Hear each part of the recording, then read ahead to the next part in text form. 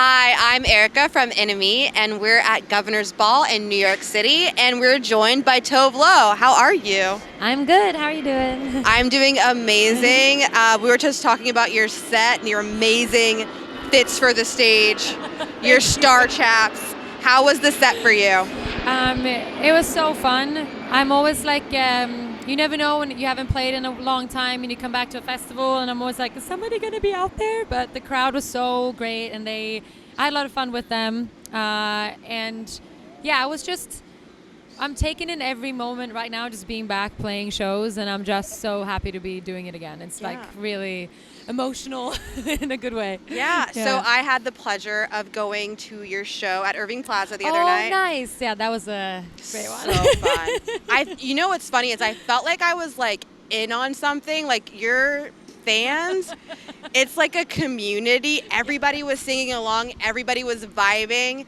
At one point, I actually took a video where I was like, this is the only energy I'm bringing in December 20, because people were just like, how do you feel about performing in front of a New York City crowd? I mean, it's amazing. I feel like in the past, sometimes I feel like a New York City crowd with the right, be like, we see everything. What have you got? Like, that's kind of the attitude, which I'm like, I'll prove it to you. Don't worry. I'm ready. But this was just like, I walked out and every single word, like I could barely hear myself because they were singing everything, and it was magical. It was like I was holding back tears a little bit because it's just, it's such a special feeling to have that support, and the new songs that they were singing, every word to No One Dies From Love, and that's, very special to me because it's a new song and I've spent so much time on it, and it was amazing.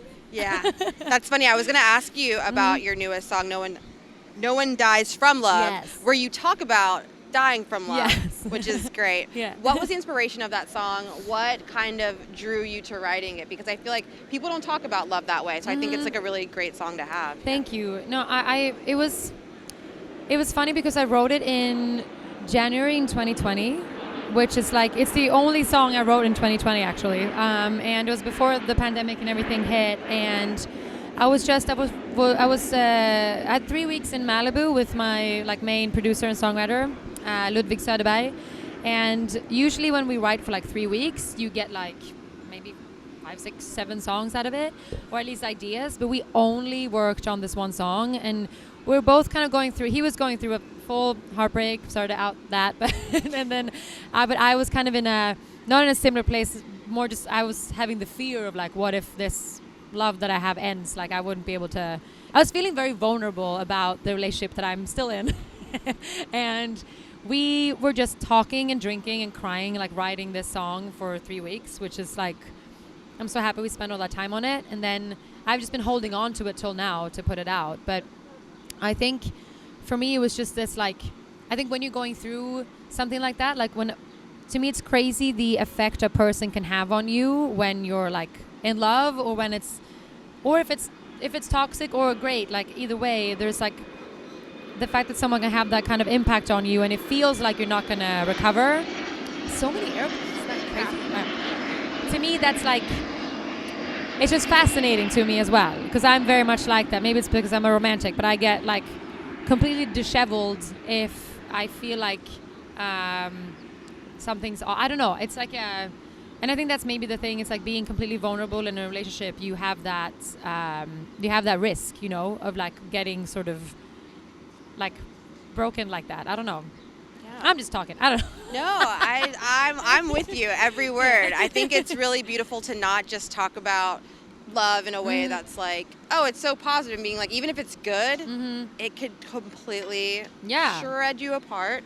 Love's hard, man. Love's hard, man. So how has it been to have people react to that song and connect to your song when it's so new and they already know the words? Yeah. I mean, it's so special, and I'm just very grateful for the support. It's also my first, it's my first single on my own label, so that's also very special. Yeah, it's a very let's just talk new about journey. your new label. What? Okay, let's dig into it. So, Pretty Swede Records. What was it that made you decide that you're I'm going to create this myself, I'm going to make this independent record label? Why did you decide to do it? Well, I think that because my deal was up with my label, and I'd been on a major label pretty much my whole career, and for me it was great. I really needed that. It made me able to break songs all over the world. It was a really, at the start of my career, that was very crucial for me. But now I think the way, even just in the last 2 years, how we consume music and how I interact with my fans, I just think it's changed so much. And I was just feeling ready to kind of okay, it's my 5th album. I've built this platform. I have these very dedicated, amazing human beings that are with me. And of course, you always want your music to resonate with as many people as possible.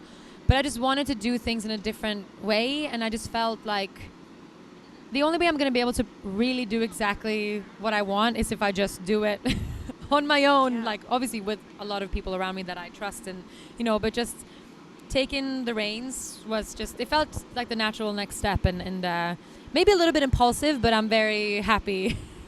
So far it's been amazing.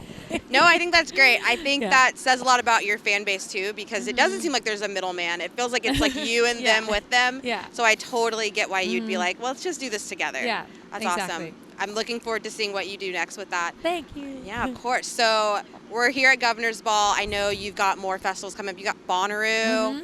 How are you feeling about festivals? How do you, the energy at like a Tove Lo gig and the energy that we saw today, Yes.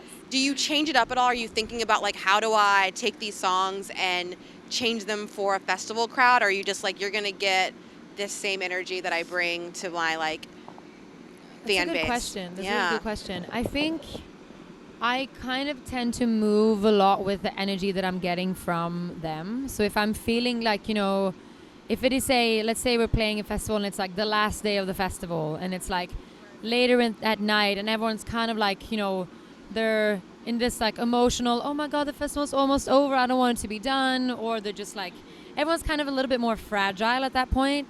I tend to, the songs will sound similar, but the way I perform them will, then maybe go into a more emotional kind of like, let's cry together zone. Whereas this, when it's like early afternoon, it's like, this second day, it's like we're all kind of amping up, then I tend to just give as much energy as I can and kind of hype them up for the night and be sort of just make it sexy and fun. Yeah. We love a good energy read and we love making things sexy and fun. Yes. So before we go, do you have anything that you can tease or tell us? Like, what are you most excited about sharing next?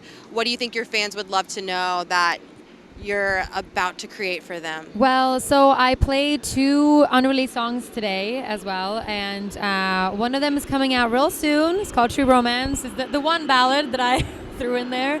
I'm very, very excited to see how my fans feel about that one. And then I have my album coming in the fall.